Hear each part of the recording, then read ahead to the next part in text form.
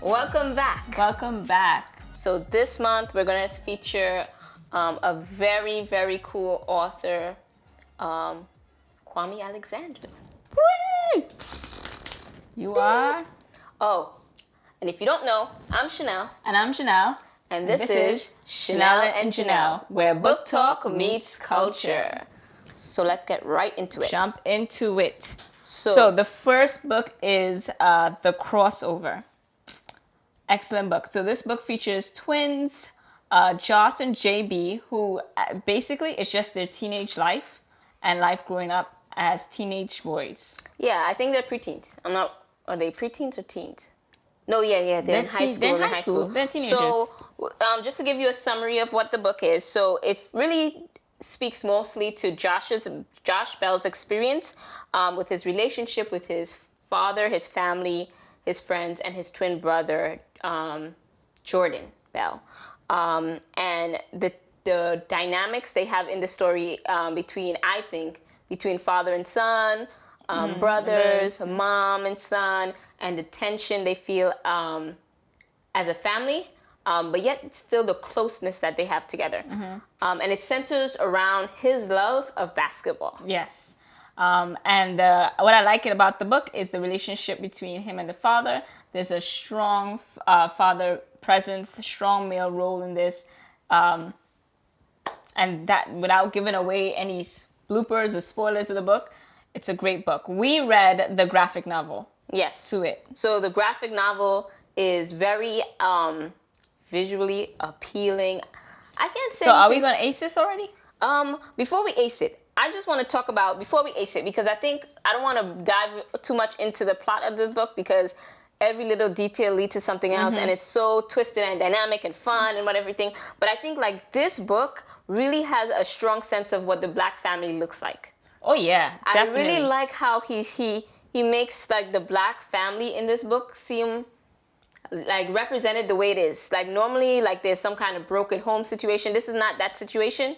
There's a very strong positive male influence in this book that goes throughout the details of the book. I also want to share that this book gives you, because it's about basketball, they do life plays or play-by-plays. Or the dad is basically giving them a playbook for life. Yeah, a playbook for life. So there's different plays in the book. And there's a few here that I feel like it's good. But if you look on, let's see, the first one, it'll be like basketball rule number 1. In this game of life, your life is the court and the ball is your heart. No matter how good you are, no matter how down you get, always leave your heart on the court. So that was like the first rule of basketball. And then it goes on to like other things. I think it just has like really key life lessons. Like basketball rule number 3, never let anyone lower your goals. Others' expectations of you are determined by their limitations of life. The sky is your limit, son. Always shoot for the sun and you will shine.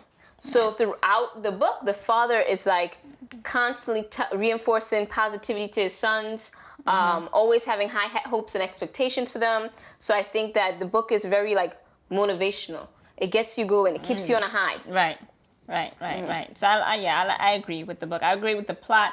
The plot is beautiful. The illustration is beautiful. This is the graphic novel that I'm reading from. Basketball rule number 5. When you stop playing your game, you're already lost. It's like sometimes the book goes through the ups and downs, the trials that the boys face, just like, their first crush, like the brother gets a girlfriend, and how that affects the tension in the relationship between the brothers. Like one of them, so they are used to doing everything together, and then one of them puts an interest. They both enjoy playing basketball, but then when one of them puts an interest into a girl, then the other one starts to feel a little like jealous, like, oh, he's not spending time with me anymore. And his game of the sport.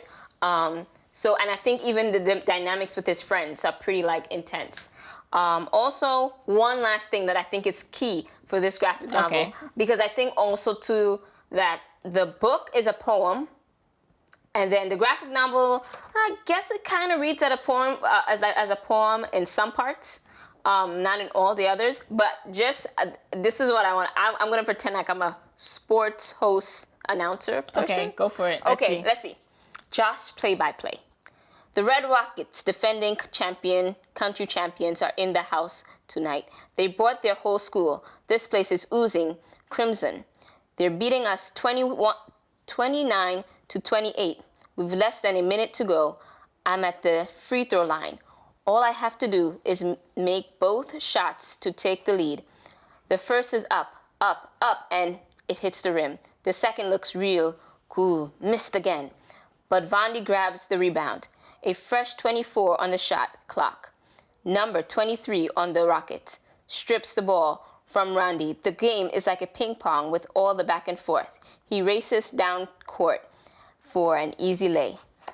That was my interpretation. That was her interpretation of like, sports announcements. Yes. Okay. It didn't go as planned. But what I mean is like this book is the rhythm to it is very nice and it makes you keep in my head though. I have it in my head, but reading it out loud is just like it not sounding that way. It might be in my brain, but in my it came across much. Yeah, okay, I get it. So let's see. Let's get into it. Is this an aced book? I would say ace. Let's remind them, people. So what is ace? Ace is it accessible to the reader? Is it an easy read for someone, a child to read? Or is accessible? The content is reachable. They would understand it. Cultural relevance. Is it related to or represent the culture in which the book is reflecting? And E, is it engaging, fun to read, entertaining to the reader? So when it comes to accessibility, the graphic novel, yes, definitely 100%.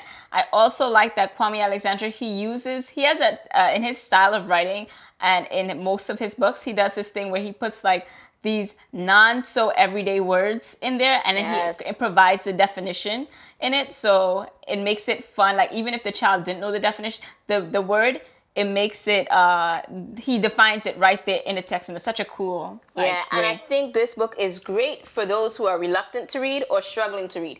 You can give a high schooler this graphic novel and they won't be ashamed to walk around with it. Right.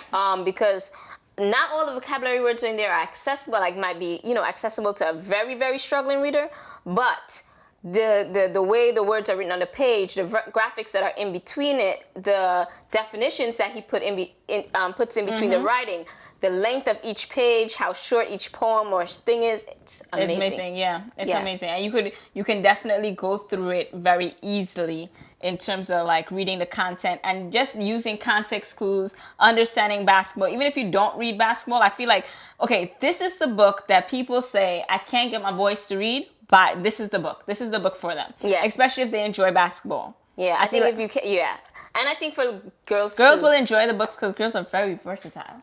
They would. I think there will be some girls that love this book also, regardless. Yeah, there's a lot of girls that enjoy basketball. I don't think it's a boy book or a girl book. I think it's a great book for boys or girls.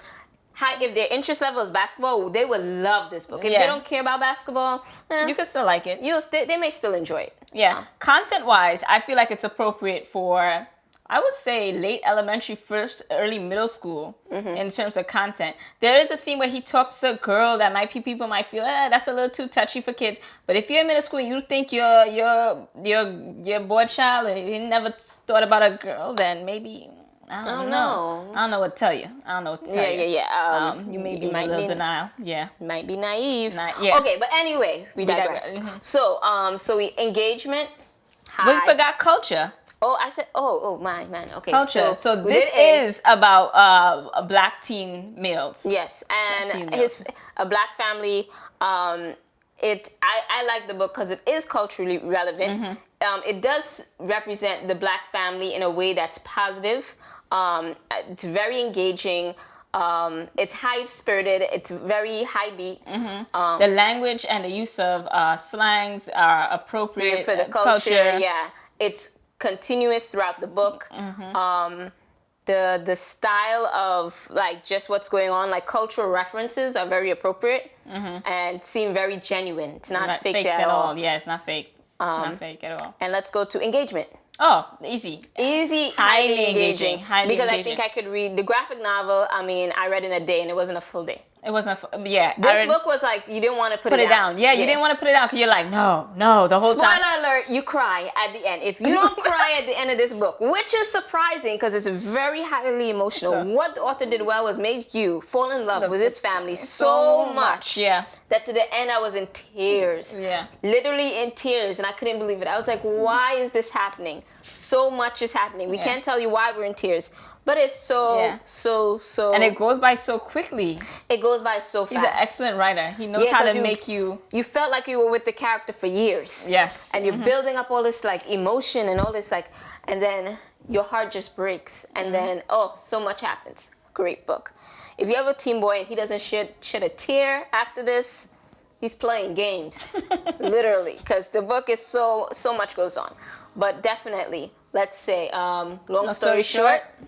The Crossover is a book to get. Yep, this book is aced. Accessible, culturally relevant, and engaging. Highly engaging. Highly engaging, yes. All right, so till next time. Bye, y'all. Peace.